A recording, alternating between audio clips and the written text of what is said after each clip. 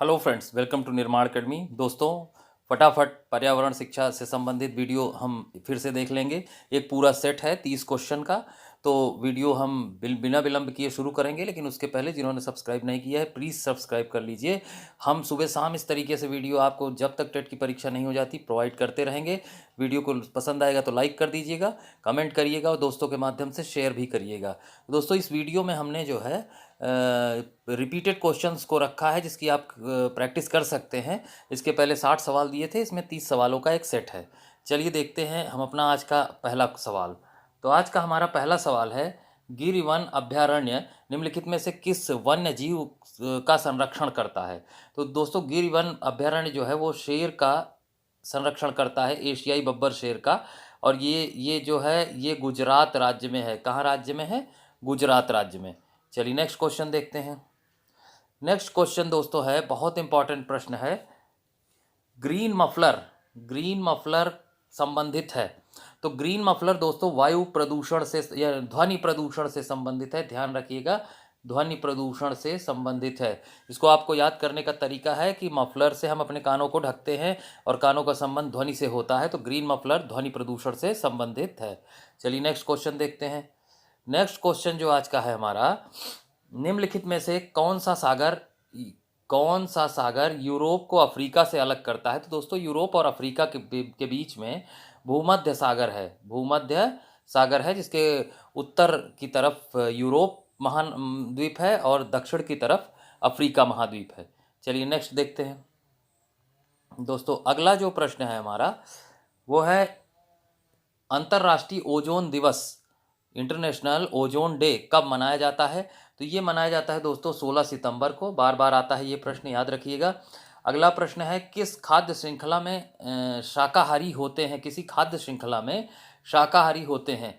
देखिए दोस्तों, ये प्राथमिक उपभोक्ता होते हैं। ठीक है, शाकाहारी जो हैं प्राथमिक उपभोक्ता हैं। उपभोक्ताओं की 3 कैटेगरी है, प्राथमिक, द्वितीयक और तृतीयक, जिसमें प्राथमिक में शाकाहारी, द्वितीयक में मांसाहारी और तृतीयक में सर्वाहारी होते हैं। ठीक है, चलिए नेक्स्ट क्वेश्चन देखते हैं। नेक्स्ट क्वेश्चन जो है हमारा वो है, पारिस्थितिकी तंत्र के तत्वों के चक्रण को क्या कहते हैं। पारिस्थितिक तंत्र के तत्वों के चक्रण को क्या कहते हैं, यानी सर्किल को क्या कहते हैं। जैव भू रासायनिक चक्र कहा जाता है। इसे क्या कहा जाता है? जैव भू रासायनिक चक्र। चलिए नेक्स्ट क्वेश्चन देखते हैं। नेक्स्ट क्वेश्चन जो है हमारा, निम्नलिखित ईंधनों में से कौन सा न्यूनतम पर्यावरणीय प्रदूषण उत्पन्न करता है। ये प्रश्न लगभग सारी परीक्षाओं में पूछा जाता रहता है, टेट में भी पूछा जाता है। तो न्यूनतम पर्यावरणीय प्रदूषण उत्पन्न करता है हाइड्रोजन। ठीक है, हाइड्रोजन जो है ये न्यूनतम पर्यावरणीय प्रदूषण उत्पन्न करता है। चलिए नेक्स्ट देखते हैं।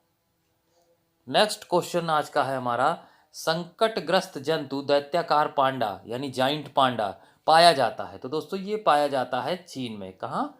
चीन में। ठीक, तो याद रखिएगा इसको। और ये जो जाइंट पांडा है, दैत्याकार पांडा है, ये WWF का प्रतीक चिन्ह है। और WWF क्या है? World wide fund for nature. ठीक है, तो इसको याद रखिएगा। चलिए नेक्स्ट क्वेश्चन देखते हैं। अगला जो प्रश्न है हमारा दोस्तों, निम्नलिखित में से किस गैस के कारण भोपाल गैस त्रासदी हुई। पिछले क्वेश्चन में भी प्रश्न पत्र जो मैंने दिया था उसमें भी आप कोई देखे थे, ये सवाल आया था और इस बार भी ये पूछा जा रहा है। तो ये है मेथाइल आइसोसाइनेट। ठीक है, मेथाइल आइसोसाइनेट यानी MIC, मेथाइल आइसोसाइनेट। ये यूनियन कार्बाइड कंपनी जो थी उसमें ये गैस का रिसाव हुआ था 3 दिसंबर 1984 को। ठीक है, नेक्स्ट क्वेश्चन देखते हैं। किस देश में क्रिसमस का त्यौहार जो है गर्मियों में मनाया जाता है। तो ये ऑस्ट्रेलिया में। ऑस्ट्रेलिया में क्रिसमस का त्यौहार गर्मियों में मनाया जाता है, याद रखिएगा। चलिए नेक्स्ट क्वेश्चन देखते हैं। अगला जो हमारा प्रश्न है दोस्तों, देखिए, गंगा एक्शन प्लान को लाने का उद्देश्य निम्नलिखित में से किस सुधार हेतु है। यानी गंगा एक्शन प्लान किस चीज के सुधार के लिए लाया गया था। तो ये जल की गुणवत्ता में सुधार के लिए लाया गया था, जल की गुणवत्ता में, गंगा की सफाई के लिए। चलिए नेक्स्ट क्वेश्चन देखते हैं दोस्तों। नेक्स्ट क्वेश्चन है, निम्नलिखित में से कौन सा वृक्ष जैविक कीटनाशक का उत्पादक है। ठीक है, यानी किस वृक्ष से हम जैविक कीटनाशक बना सकते हैं। तो वो नीम है, नीम। ठीक है, नीम से हम जैविक कीटनाशक का निर्माण कर सकते हैं। चलिए नेक्स्ट क्वेश्चन देखते हैं।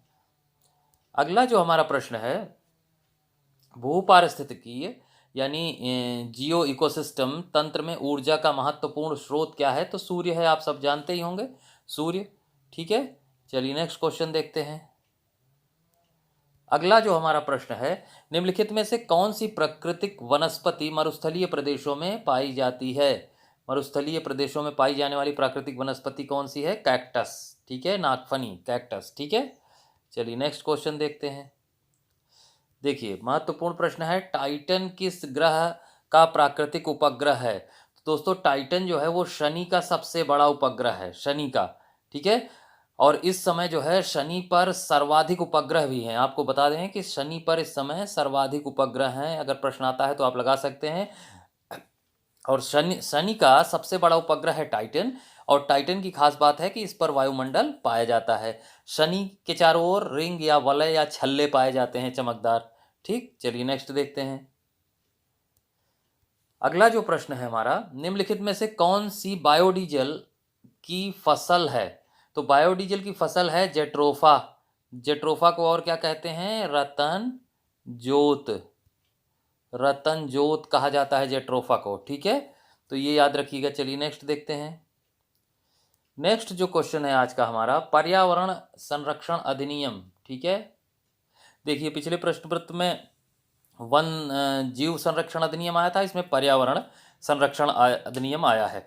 तो पर्यावरण संरक्षण अधिनियम जो है ये 1986 का है। ठीक है, 1986 का। और देखिए यहाँ तीनों बता देते हैं। वन्य जीव संरक्षण अधिनियम ये जो है 72 का है, और 1972 का वन संरक्षण अधिनियम 1980 का, और पर्यावरण संरक्षण अधिनियम 1986 का। चलिए नेक्स्ट देखते हैं। नेक्स्ट जो आपका क्वेश्चन है आज का, भूमंडलीय तापन यानी ग्लोबल वार्मिंग का कारण क्या है? तो सबसे महत्वपूर्ण इसका कारण है कार्बन डाइऑक्साइड की मात्रा में वृद्धि, यानी CO2 में वृद्धि। ठीक है, चलिए नेक्स्ट देखते हैं। नेक्स्ट क्वेश्चन है आज का आपका, निम्नलिखित में से किसमें सर्वाधिक जैव विविधता पाई जाती है? तो दोस्तों सर्वाधिक जैव विविधता जो है उष्णकटिबंधीय सदाबहार वर्षा वन बायोम में पाई जाती है। और देख लीजिए ये जो क्षेत्र है ये भूमध्य रेखा के इर्द गिर्द है। भूमध्य रेखा के आसपास के क्षेत्र में सबसे ज़्यादा जैव विविधता पाई जाती है, और ये यहाँ उष्णकटिबंधीय सदाबहार वर्षा वन बायोम पाया जाता है। ठीक है, चलिए नेक्स्ट देखते हैं। दोस्तों अगला जो प्रश्न है आपका, निम्नलिखित में से किस मृदा का निर्माण लावा द्वारा होता है? तो काली मिट्टी का निर्माण होता है दोस्तों, काली मिट्टी का। देखिए सुन लीजिए, जैसे चट्टानें 3 प्रकार की होती हैं। पहली चट्टान है अग्नेय चट्टान, और अग्नेय चट्टान का निर्माण जो है वो तप्त तरल मैग्मा के ठंडा होने से होता है, यानी लावा के, जो ज्वालामुखी से लावा निकलता है उसके ठंडा होने से होता है। और इसका प्रमुख उदाहरण है ग्रेनाइट और बेसाल्ट।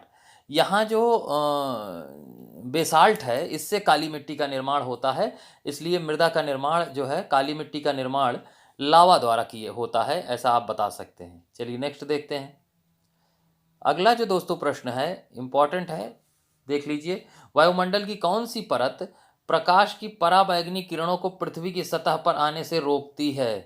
तो दोस्तों देखिए समताप मंडल जो है उसमें ओजोन परत पाई जाती है। समताप मंडल इसलिए सही ऑप्शन है। समताप मंडल में जैसे देख लीजिए ये पृथ्वी है, तो ये क्षोभ मंडल, समताप मंडल, मध्य मंडल, आयन मंडल, बहिर्मंडल। और जो सूर्य का प्रकाश है वो इसी के द्वारा, यानी समताप मंडल के द्वारा अवशोषित, यहाँ से निकलने वाली पराबैंगनी किरणों को समताप मंडल अवशोषित कर लेता है, और समताप मंडल के अवशोषण के कारण वो पृथ्वी पर डायरेक्ट नहीं पहुँचती। अगर वो पहुँच जाएंगी तो हमें त्वचा संबंधी बीमारियाँ और कैंसर भी हो सकता है। तो आपको यहाँ प्रश्न पूछा गया है, वायुमंडल की कौन सी परत प्रकाश की पराबैंगनी किरणों को पृथ्वी की सतह पर आने से रोकती है? तो जाहिर सी बात है कि समताप मंडल में ओजोन परत पाई जाती है, तो समताप मंडल सही होगा। चलिए नेक्स्ट क्वेश्चन देखते हैं। देखिए अगला प्रश्न जो है, ध्यान से देखिए, राकेश कक्षा 5 पर्यावरण विज्ञान शिक्षक द्वारा दिए गए कार्य को समय से प्रस्तुत नहीं करता है, अतः सबसे उपयुक्त सुधारात्मक उपाय हो सकता है। तो दोस्तों सबसे उपयुक्त सुधारात्मक उपाय है ऑप्शन सी, उसकी अनियमितताओं के कारणों को जानकर उसे सही मार्गदर्शन देना। यानी शिक्षक का काम ये है कि वो ये पता लगाए कि वो ऐसा क्यों नहीं कर पा रहा है, वो अनियमित रूप से काम क्यों कर रहा है, और उसके कारणों को जानकर उसको सही दिशा में परामर्श दिया जाना, मार्गदर्शन दिया जाना, ये शिक्षक का कार्य होगा। चलिए नेक्स्ट देखेंगे। चलिए अगला प्रश्न हम लोग देख लेते हैं। मध्य प्रदेश में कौन सा शहर, एमपी में की बात हो रही, मध्य प्रदेश में कौन सा शहर झीलों का शहर कहलाता है? तो भोपाल में, जहाँ भोजताल नामक झील भी है, आप जानते हैं बड़ी झील है। तो भोपाल को जो है मध्य प्रदेश में झीलों का शहर कहा जाता है। नेक्स्ट देखिए, शिक्षक का सबसे बहुमूल्य निधि है, शिक्षक का बहुमूल्य सबसे बहुमूल्य निधि है तो सेवा, वेतन, गर्व या छात्रों का विश्वास? छात्रों का विश्वास दोस्तों, तो इसको भी आप देख लीजिए। तो यहाँ ऑप्शन क्या है, ये उत्तर इसका क्या सही होगा कि छात्रों का विश्वास जो है ये शिक्षक की सबसे बहुमूल्य निधि है, यानी शिक्षक की कमाई है छात्रों का विश्वास। चलिए नेक्स्ट क्वेश्चन देखते हैं। अगला जो प्रश्न है दोस्तों वो है, परिकल्पना को बार बार परीक्षण करने से गलत नहीं पाया जाता तो वह है एक, देखिए कोई भी परिकल्पना है वो बार बार उसका प्रयोग किया जाए, परीक्षण किया जाए और वो अगर गलत नहीं पाई जाती तो उसे ही हम सिद्धांत कहते हैं। ठीक है, क्या कहते हैं? सिद्धांत। ठीक, नेक्स्ट क्वेश्चन देखते हैं। निम्नलिखित में से सबसे उपयुक्त शिक्षण विधि है दोस्तों, ठीक है, निम्नलिखित में से सबसे उपयुक्त शिक्षण विधि है। तो ऑप्शन है विचार गोष्ठी एवं श्रुतलेख एवं दिया गया कार्य, विचार गोष्ठी एवं कार्य योजना, व्याख्यान एवं श्रुतलेख। तो दोस्तों यहाँ विचार गोष्ठी एवं कार्य योजना जो है ये सबसे उपयुक्त शिक्षण विधि है। चलिए नेक्स्ट देखते हैं। अगला जो हमारा प्रश्न है, निम्नलिखित में से कौन सी ग्रीन हाउस गैस नहीं है? तो ग्रीन हाउस गैस नहीं है, कार्बन डाइऑक्साइड है, नाइट्रस ऑक्साइड है, हीलियम नहीं है और मीथेन भी है। ठीक है, तो इसलिए ऑप्शन सी बिल्कुल करेक्ट हो जाएगा कि हीलियम ग्रीन हाउस गैस नहीं है। चलिए नेक्स्ट देखते हैं। देखिए दोस्तों अगला जो हमारा प्रश्न है, ध्वनि प्रदूषण का मापन की इकाई क्या है? तो डेसिबल है। ठीक है, जिसको हम डीबी से डिनोट करते हैं, डेसिबल। ठीक है, चलिए नेक्स्ट देखते हैं। निम्नलिखित नदियों में से कौन सी नदी बंगाल की खाड़ी में गिरती है?